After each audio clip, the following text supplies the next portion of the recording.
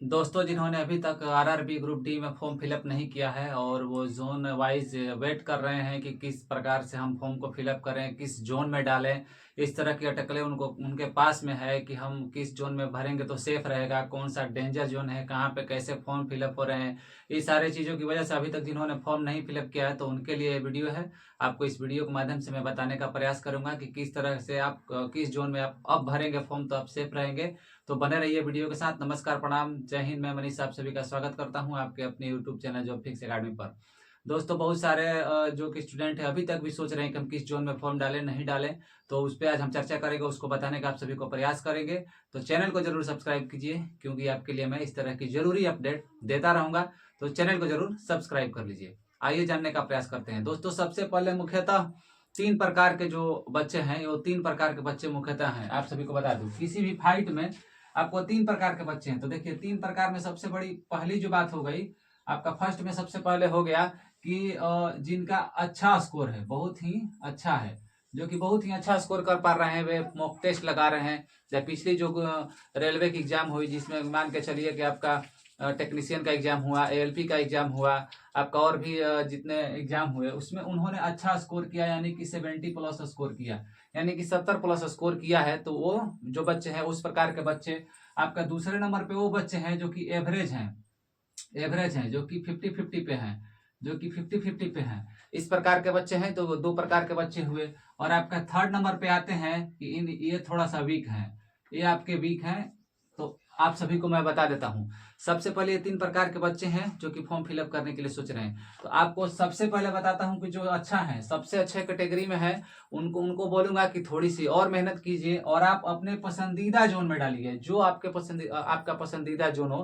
कहने का मतलब है कि आप अगर भुवनेश्वर से बिलोंग कर रहे हैं तो भुवनेश्वर के जोन में डालिए। कोलकाता मतलब अपने होम जो है आप जोन में डाल सकते हैं, कोई दिक्कत नहीं है, आप वहां पे कीजिए। क्योंकि मुख्यतः देखा जाता है कि जैसे ही आपका ज्वाइनिंग हो जाता है, साल भर 6 महीने जब आप जॉब करते हैं तो आपको परेशानियों का सामना करना पड़ने लगता है। आप सोचने लगते हैं कि मैं 5 दिन 7 दिन या 10 दिनों की छुट्टी मिलती है तो 2 दिन जाने में, 3 दिन आने में, 2-3 दिन जाने आने में, इतने 5 दिन तो ऐसे ही खत्म हो जाता है। 2-4-5 दिन हम छुट्टियां बिताते हैं। तो उस टाइम आपके परिवार की, आपका जो है गांव मोहल्ले की, उस तरह की जो है आपको बहुत यादें आने लगती है कि मैं घर पे रहता, मैं अपने आसपास के जोन में रहता तो ये जो मेरा समय कट रहा है अच्छे से कटता।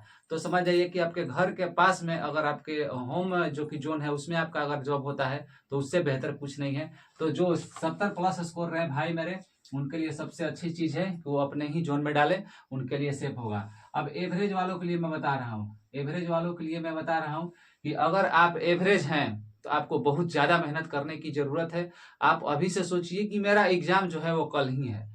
आप इस तरह से अगर मानकर पढ़िएगा, आप सभी में से बहुत ऐसे स्टूडेंट होंगे कि कल या परसों एग्जाम है तो बहुत सारे बुक्स खोल लेते हैं, ये पढ़ ले वो पढ़ ले, हर सब विषय को जो है कलेक्ट कर ले, जितना भी हो सकता है उसको क्लियर कर ले। इस तरह का माहौल क्रिएट कर देते हैं घरों में। तो दोस्तों, आप ऐसा ही सोचिए कि मेरा कल ही एग्जाम है और उसको मानकर पढ़िएगा।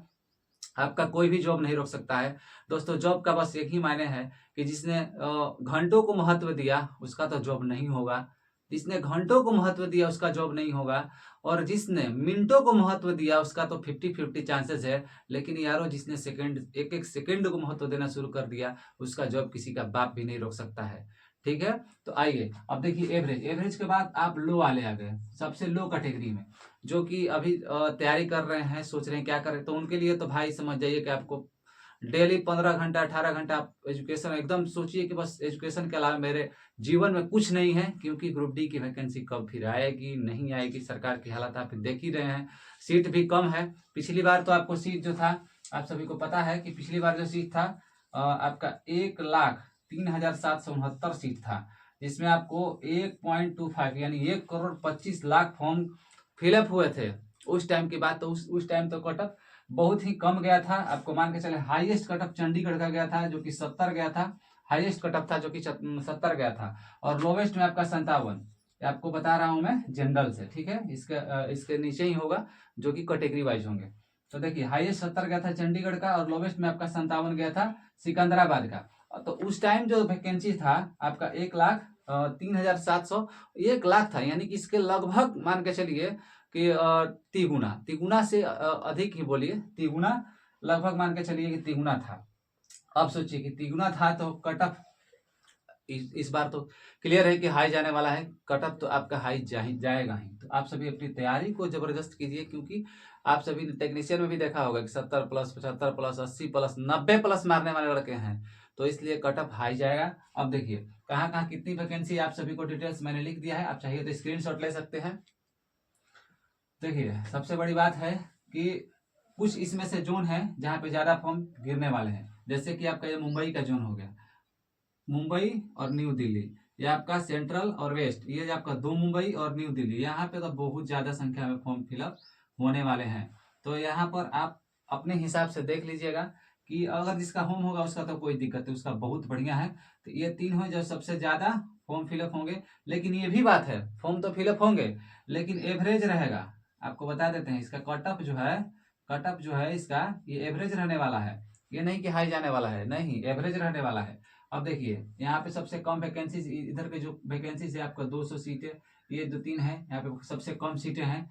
तो मेरे हिसाब से जो एवरेज बच्चे हैं वो ज्यादातर कोशिश करें कि हम मिडिल में डालें। इस मिडिल में डालेंगे तो ज्यादा चांसेस रहेगी उनको कि मिडिल में अगर वो डालते हैं, ऊपर का 3 और नीचे का 3 छोड़ करके अगर वो मिडिल में डालते हैं तो ज्यादा चांसेस है कि उनको होने की संभावना है। और जो जिनकी अच्छी तैयारी है, जो कि मेहनत की है पहले से, वो तो कोई भी जोन में डालेंगे, कोई उससे इफेक्ट पड़ने वाला है नहीं। तो कोई भी जोन में डाले, कोई कोई मतलब होने वाला है नहीं। अब देखिए आप अपने कैटेगरी वाइज से देख सकते हैं, जैसे कि मान लीजिए आप जनरल के हिसाब से देख सकते हैं, आप एससी के हिसाब से देख सकते हैं, एसटी के हिसाब से देख सकते हैं, ओबीसी के हिसाब से, ईडब्ल्यूएस के, अपने हिसाब से आप देखिए कि हमारा जो सीट है वो किस जोन में ज्यादा है या किस जोन में एवरेज है, उस हिसाब से देख लीजिए। अब देखिए आपको बता देते हैं 3-4 जोन ऐसे बताते हैं जहाँ की कट ऑफ हमेशा कम रहती है और इस बार भी कम रहेगी। देखिए आपको बताते हैं, आपका ये सिकंदराबाद जोन हो गया, सिकंदराबाद जोन में आपका जो है कट ऑफ हमेशा कम रहता है, इसका कट ऑफ हमेशा कम रहता है। सिकंदराबाद जोन हो गया, गुवाहाटी हो गया, आपका गुवाहाटी का जो है इसका भी कम रहता है। सबसे कम वाले जो हैं इसमें रहते हैं। उसके बाद आपका इधर आ गया, नहीं गोरखपुर में तो बहुत ज्यादा रहता है, गोरखपुर आप नहीं जाइए। हाँ जबलपुर में भी ठीक ठाक रहता है, जबलपुर में भी ठीक ठाक रहता है, कोई मतलब ये नहीं है। आपके ये 2-3 जोन है जिसमें कि कट ऑफ कम रहने की संभावना है। और ज्यादा आपको जाना है तो आप जा सकते हैं हाजीपुर, पटना जा सकते हैं, हाजीपुर पटना में जा सकते हैं, ये हाई जोन रहेगा, ये आपका इसमें हाई जोन रहेगा। पटना में आपका कट ऑफ ठीक ठाक रहता है। उसके बाद आप आ गए न्यू दिल्ली, न्यू दिल्ली में भी बहुत ज्यादा कट ऑफ रहता है, न्यू दिल्ली में कट ऑफ ज्यादा रहता है, इसमें कोई आपका संदेह नहीं है। ये 2-3 जोन है जिसमें कि कट ऑफ आपको बहुत ही ज्यादा, कोलकाता, कोलकाता में भी हाई, कोलकाता में भी हाई रहेगा, इसमें कोई मतलब ऐसा नहीं है कि हाई नहीं है। कोलकाता हो गया आपका, दिल्ली हो गया, दिल्ली में भी हाई रहेगा। मतलब ये 2-3 जोन है जो कि हाई रहने वाले हैं। और लोवेस्ट वाले में आपको मैंने बता दिया कि सिकंदराबाद जो है इसमें लोवेस्ट रहेगा। और उसके बाद आपको ये गुवाहाटी हो गया, इसमें लोवेस्ट रहेगा। उसके बाद आपके बचे बीच के जोन जो कि एवरेज वाले जोन हैं। तो एवरेज वाले जोन को आप देख सकते हैं, ना हाई ना लो, आप मिडिल में भी डाल सकते हैं। मिला जुला कर जो जितने भी यूट्यूबर्स लोग बना रहे हैं, जितने भी शिक्षक लोग बना रहे हैं, कोई भी क्लियर आपको डाटा नहीं बता सकता है कि कहाँ पे कट ऑफ कम जाएगा, कहाँ पे कट ऑफ ज्यादा जाएगा। एक आपको एवरेज चीजों को, आंकड़ा को निकाल करके आपको बता सकता है। आपको तय करना है, आपको अपने हिसाब से देखना है कि हम कहाँ पे फॉर्म फिलअप करें। लेकिन इससे भी सबसे बड़ी बात है कि फॉर्म फिलअप करने से कुछ होने वाला है नहीं, सीट है कम, आपको मेहनत करनी होगी, और वो भी मेहनत करनी होगी, युद्ध स्तर पे मेहनत करनी होगी, बहुत ज्यादा आपको कठिन मेहनत करनी होगी, तब जाके कहीं आप ग्रुप डी में सिलेक्शन ले पाएंगे। तो आप आज ही से प्रण कीजिए और अपने आप में चेंजिंग लाइए। आप रूटीन सारा जो पीछे का था उसको छोड़िए और नए जीवन की शुरुआत कीजिए और एकदम लग जाइए जोर शोर से, क्योंकि इस बार आपको सिलेक्शन लेना है तो लेना है। तो मिलते हैं अगले वीडियो के साथ, तब तक के लिए धन्यवाद।